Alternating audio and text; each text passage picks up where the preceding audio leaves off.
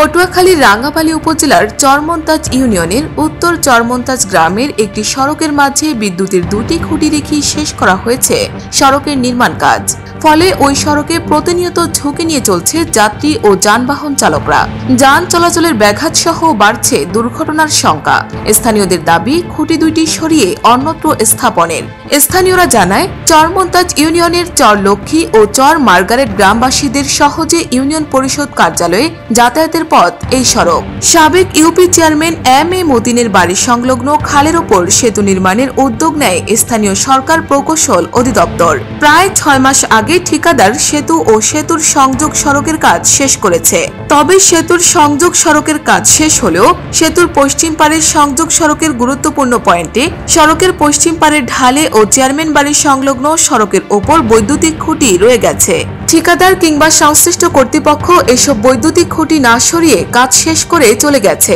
ফলে এই সড়ক দিয়ে যাত্রী ও চালকদের ঝুঁকি নিয়ে চলাচল করতে হচ্ছে, পোহাতে হচ্ছে চরম দুর্ভোগ। ওই সড়কের মোটরসাইকেল চালক ইউসুফ মাতব্বর জানান, এই সড়ক দিয়ে প্রতিদিন আমাদের বিভিন্ন জায়গায় চলাচল করতে হয়। চরমন্তাজ ইউপি চেয়ারম্যান এ কে শামসুদ্দিন আবু বলেন, সড়কের ওপর বৈদ্যুতিক খুঁটি থাকায় প্রতিনিয়ত ঝুঁকি নিয়ে চলাচল করতে হচ্ছে পথযাত্রী ও যানবাহন চালকদের। এই সড়ক সেতু ও সংযোগ সড়ক নির্মাণে দায়িত্বে থাকা ঠিকাদারি প্রতিষ্ঠান মেসার্স মোহাম্মদ জামাল হোসেন জানান, দরপত্র অনুযায়ী সেতু নির্মাণ কাজ শেষ করার পর সংযোগ সড়ক নির্মাণকালে বৈদ্যুতিক খুঁটিগুলো সড়কের ওপর চলে আসছে।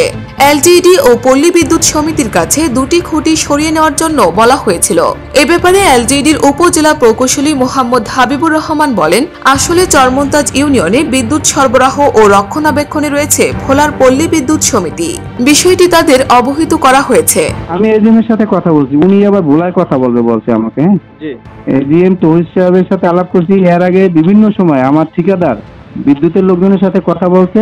তো 3টে পোস্ট উঠাবার জন্য বহু টাকা করছে, যে মানে অনেক টাকা দিয়ে উঠাবার বলার জন্য বলছে। একটা পোস্ট উঠাইতে আমি জিজ্ঞেস করছি, হাইস্ট 10,000 টাকা, এরা প্রতি পোস্ট উঠাইতে 1 লাখ করে টাকা চাইছে।